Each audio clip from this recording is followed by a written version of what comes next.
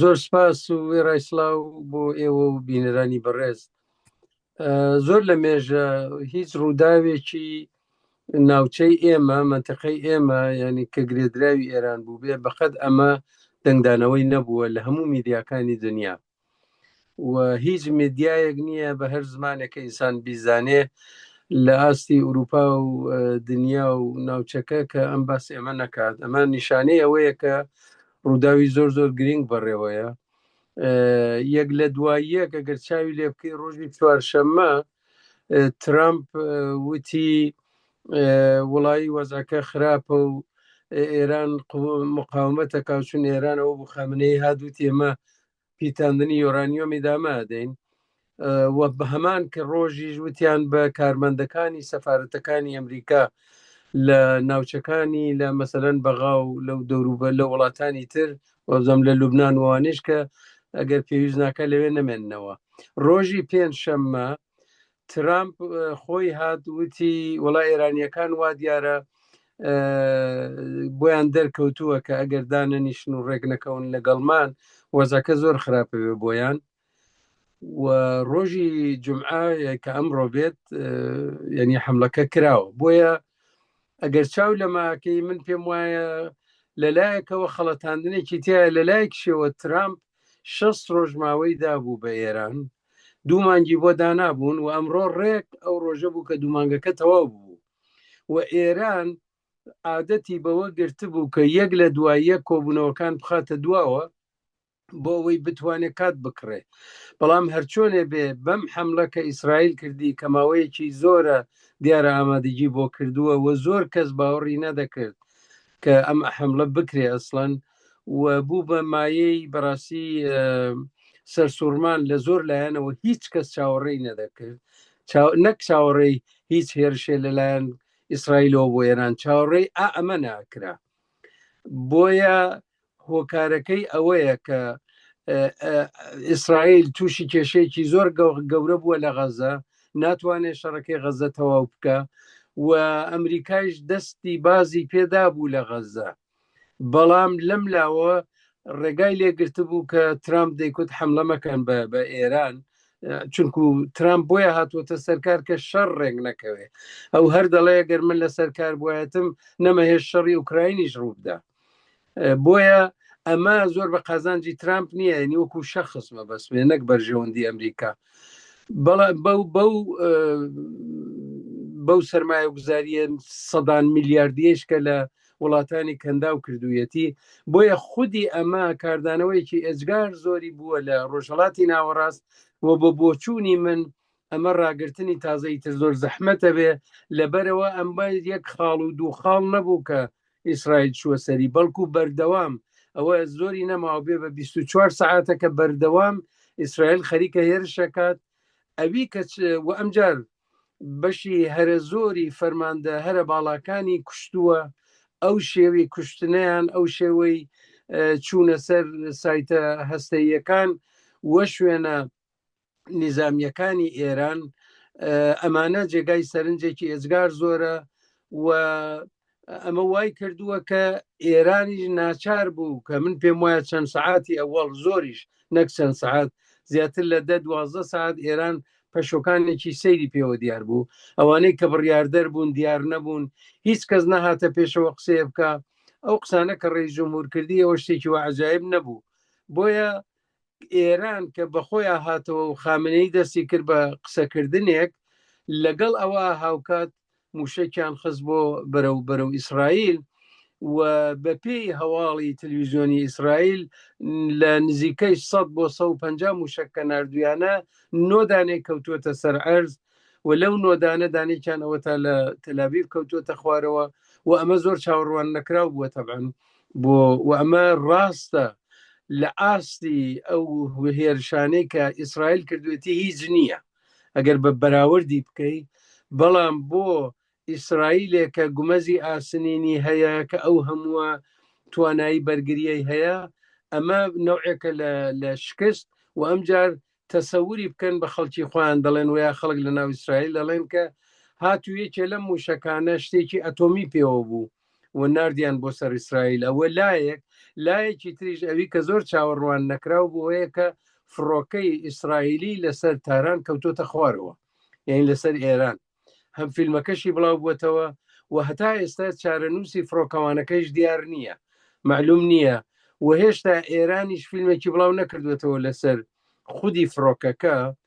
بەڵام ئەمانە ئەوە ئەگەیەنێ کە ئەم شەڕە بەردەوامە بێ ئیدامە پەیداکە و ئیسرائیل بەمە ناوەستێ، ئێرانیش ناوەستێ تەبعەن، و ئەمە بۆ ئێران زۆر زۆر قرسە، چونکو دوو لایەنی ناهاوسەنگن. ئیسرائیل هەم پشتیوانی ئەمریکای هەیە و هەم هێندێک لە وڵاتانی ئوروپایی هەمویان نا، چون فەڕەنسا ئەم ئێوارە وتی ماکرۆن وتی ئەگەر شەڕێ لە بین ئیسرائیل و ئێرانە ببێ ئێمە دژ بە ئێران ناچینە ناو شەڕەکەوە. بۆیە یعنی وەزعەکە زۆر زۆر ئاڵۆزە.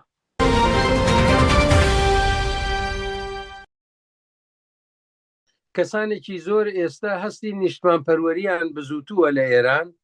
لە ئێرانیەکان بەتایبەت لە یانگرانی ڕژیم و ئەوانەی کە لە بودجەی زەبەلاحی ئەم ڕژیمە کەڵک وەرەگرن، و تەبعەن ژمارەیەکیش کەسانێکە لەباری ئاینیەوە پێیان وایە خامنەیی جێگری ئیمامی زەمانەوە ئەو شتانە جەماعەتێک هەن کە لەو ڕوانگەوە پشتیوانیەکەن و نایانەوێ ئەم ڕژیمە بڕوخێت. جەماعەتێکن لە ناو ڕێفۆرم خوازەکان و هێندێک لایەنی ئۆپۆزیسیۆنیش لە دەرەوەی وڵاتیش تەنانەت زۆریان پێ ناخۆشە، چون ئەڵێن ئەمە خاکی ئێران ئەسووتێشتی ئێران لە بینەچێت و ئەرتەشی ئێران و سوپای پاساران وانە زەربەی لەکەوێ. بەڵام تەبیعیە کە زۆرینەی خەڵکێک کە دژ بەم ڕژیمەیە لە کوشتنی فەرماندە باڵەکانی کۆماری ئیسلامی ئێران کە هەموویشیان یا زۆربیان زۆر نزیک بوون لە خامنەی خۆی. من هەتا ئەمڕۆ نەمزانی بوو کە سەرلەشکر ڕەشید کە یەکێ لە فەرماندەکانی باڵای سوپای پاسارانە زۆر نزیک بووە لە شەخصی خامنەییەوە، و ئەو لەو فەرماندانە بوو کە کەم دەرەکەوت لە تەلەڤیزیۆن و لە چاوپێکەوتن و لەم لاو لەولا. ئەمانە خەڵک خۆشحاڵەکە لەبەرەوەڵێن ئێوە ئەوەندە ئازیزانی ئێمەتان کوشتووە، خەڵکتان داوەتە بەرگود لەو ئیعدام و کوشتار و ئەوانە. بۆیە ئەم خۆشحاڵیەی دروست کردووە و لایەکی تریش بەرجەستە بێتەوە، ئەویژەوەیە کە ئێوە ئەو میلیاردها دۆلارەتان خەرج کرد بۆەوە کە چەکی ئەتۆمی دروستکەن و چەک بکردن و ژێرزەمینی سیر و عەجایب دروست بکەن، کەچی بەو ئاسانیە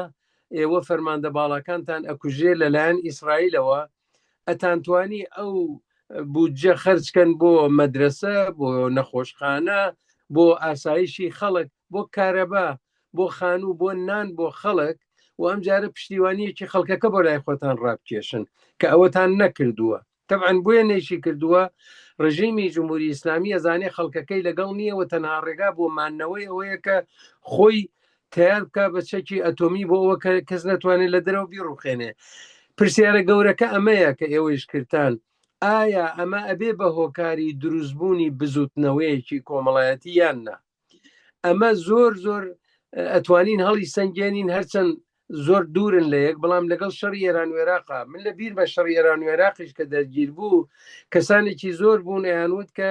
هەردوو لە ڕژیمی دژە خەڵکن هیوادارین بزوتنەوەیەکی کۆمەڵایەتی دروست بێت و بێ ئەم ڕژیمە بڕوخێنێ. دیارە ئەوە فەرقی بوو، عێراق هاتبوو خاکی ئێرانی داگیر کردبوو، بەڵام لەوێ نەمان بینی و ئەمجار لەوێ ڕژیم ئیسفادەی کرد لە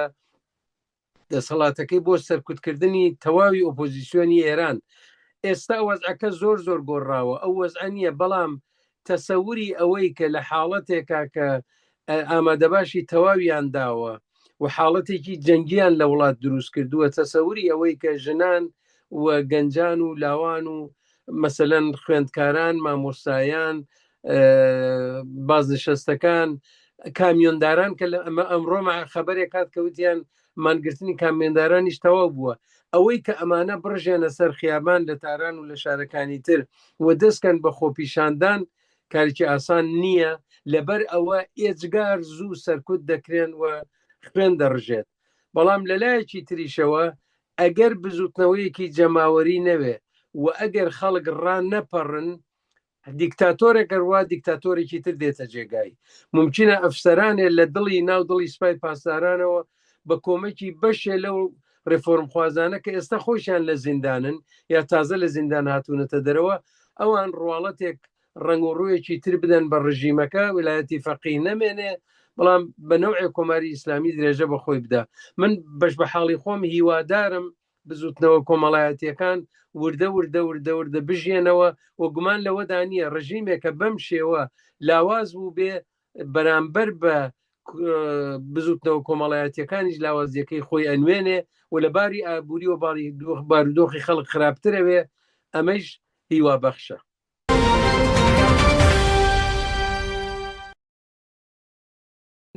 نمونەیەکتان بۆ بێنمەوە لە جارێکی تر لە جێگایەکی تر وتومە پزیشکانی بێ سنوور کە ئەگەر لە شوێنێ بوومە لەرزەیە بێ یا سێڵاوێ بێ یا شتێکی بەپەلە بێ کامیۆنی ئامادەیان هەیە هەموو شتێ ئامادە کراوە کەسانێکەن دوکتور و کارمەند ئامادەن بلیتیان بۆ کڕن فاصلەی ئەوەی کە بکەونە ڕێ لە ماڵی خۆیان و تا فڕۆکەخانە بە هەموویەوە بێتە 3-4 ساعت و هەموو شتەکانیان بۆ ئامادەکەن و لەوانەیە بە 7 ساعت تا 10 ساعت بگەنە شوێنی مەبەستەکەیان. من پێم وایە حیزبەکانی ڕۆژهەڵاتی کوردستان دەبوو ئالەوە فێر بن، دەبوو لە باتی ئەوەی حزبی کاردانەوە بن، حزبی ئەوی بە ئینگلیسی پێی دەڵێ پرۆئەکتیڤ بن، یعنی ماتڵیەوە نەبن کە کاردانەوە نیشان بدەن بەڵکو ئامادەگیان ببێ. من خۆم جارێ دۆستی بەڕێزم کاک عومەر شێخموز لە ساڵی بەل لە شۆڕشی ژیناوە هەوڵێکی دا بۆ ئەوە حیزبە سیاسیەکان لە یەک نزیک کاتەوە داوای هاوکاری لە من کرد، منیش بەخۆشیەوە چووم لەگەڵی هەوڵێکی زۆرماندا و بەداخەوە بە ئەنجام نەگەی. دوای ئەوەیش من خۆم لەگەڵ 10-12 کەس لە تێکۆشەرانی بواری جۆراوجۆر و بە پێشینەی حیزبی جۆراوجۆرەوە کەوتینە هەوڵدان بۆ نزیکردنەوەی حیزبەکان دیسان بە قسەیان نەکردین و نەکرا. ئەگەر تەواوی قسەکەشمان ئەوە بوو کە دەبێ خۆمان ئامادە بکەین ئەگەر هاتوو شتێک لە ئێران ڕوویدا ئێمە بەسەر ڕووداوەکەدا نەکەوین بەڵکو لێمان معلوم بێ دەفتەرەکە بکەینەوە کە ڕۆژی خۆی ئامادەمان کردووە ئەلف ئەگەر ئەوە ڕوویدا ئێمە ئاوا بکەین بێ ئەگەر ئەوە ڕوویدا ئاوا بکەین. هەروەها چەند جارە من باسی تەلەفۆنە سوورەکەشم کردووە کە ئەگەر شتێ ڕوویدا تەلەفۆنێکی سوور ببێ کە ئەگەر ڕێبەری کۆمەڵە هەڵیەگرێت لەو سەرەوە ڕێبەری حزبی دموکرات جواب بداتەوە و ئەمە ینی بکەونە گفتوگۆکردن لەگەڵ یەکترە و بە شێوەیەکی خێرا بتوانن قسە بکەن بە یەکەوە. ئەمە نەکراوە، بەڵام ئایا ئەمە نەکراوە ناومێت بین؟ نا، من پێم وایە من حەزەکەم ناومێت نەبم و هیوادارم حزبەکانی ئێمە لانیکەم لەمە دەرسیان وەرگرتە بێت و ئێستا هەرچی خێراتر و بە کەمترین داواکاری بەرامبەر بە یەکتر، نەک ئەوە تۆ ئەوە لە من قبولکەیە ئەوە من لە تۆ قبولی بکەم، بە کەمترین داوا لە یەکتر قبولی بکەن پێکەوە دابنیشن و لەسەر پلتفۆرمێکی هاوبەشێک بگرن. ئێمە ناچن ینی مەبەستەوە نییە یەک حزبی یەکگرت و دروست بکەن، مەبەستەوەیە بەرێ دروست بکەن لەم بەرەدا هەر کەسێ حیزب و چوارچێوەکەی خۆی ڕابگرێ. ڕێک وەکو هەڵبژاردەکانی لە وڵاتانی دموکراتیکی ئوروپایی ئاکرێ، جاری وایە هەڵبژاردنێکرێت لە بەرەیەک 4 حیزب دەیباتەوە، ینی 4 حیزب زۆرترین ڕێی هێناوە لە بەرەیەکی تر 4 حیزبی تر. ئەم حیزبانە کەونە دانووساندن لەسەر پلتفۆرمێک ڕێکە کەون و کەسێکیانەوە بە سەرۆکوەزیر و باقی وەزیرەکان دیاری وایە و واز لەوە بێنین. شتێکی گرنگی تر ئەوەیە واز لەوە بێنین حیزبەکەی من گەورەترە، حیزبەکەی من خۆشەویسترە لە کوردستان، ڕێبەرەکەی من گەورەترە، ڕێبەرەکەی من خۆشەویسترە. ئێمە نازانین بەڕاستی. ئێستا لەم وڵاتانە کە من و جەنابەت ئەژین ئەزانین هەردوو مانگجارێ 3 مانگجارێ ڕاپرسیە لە خەڵکەکەوێ سەرۆکی ئەم حیزبە چێتە سەر و دێتە خوارەوە. ئێمە ئەوە 40 ساڵە لە وڵاتەکەی خۆمان 40 و چەند ساڵە دوورین، لە هیچ ڕاپرسیەکمان نەکردووە، بەڵام یەک ڕاپرسی گرنگمان کردووە، ئەوی ژەوەیە هەموو جارێکە حیزبەکان بەیەکەوە داوای مانگرتنێکی گشتیان لە خەڵک کردووە خەڵکەکە جوابی داوەتەوە. ئەمە بەڵگەیەکی گەورەیە بۆ ئەوەی کە حیزبەکانی ڕۆژهەڵات لە ناو ڕۆژهەڵاتی کوردستانە بنکەیان هەیە، خۆشەویستیەکیان هەیە. معنایشی ئەوە نییە هەمویان لە خۆشەویستی ئەوەیە، معنای ئەوەیە ئەو پیا و ژنە ژیرانەی لە ڕۆژهەڵات ئەژین و خۆیان بۆچوون و لێکدانەوەی سیاسیان هەیە، ئەگەر هەستەکەن بەوە کە حیزبەکان کارێکی باش ئەەکەن یا هەڵوێستێکی باشەگرن ئەوانیش پشتیوانی لێ دەکەن و ئەمە دەبێت بە فاڵی نیکی بگرین. من پێم وایە هەرچەند حیزبمان زۆرە و هیچ شکاڵێکی نییەوە نیشانەی دموکراسی بوونە بەڵام بەڕاستی لە ناوە ئینسانی ژیر و تێکۆشەر و چالاکی بواری مەدەنیمان زۆرە بە ژن و بە پیاوەوە بە گەنج و بە ئینسانی بەتەمەنەوە دەبێت کەڵکی لێوەربگرین و هەتا زووتر بیکەین ئەم کارە درەنگە.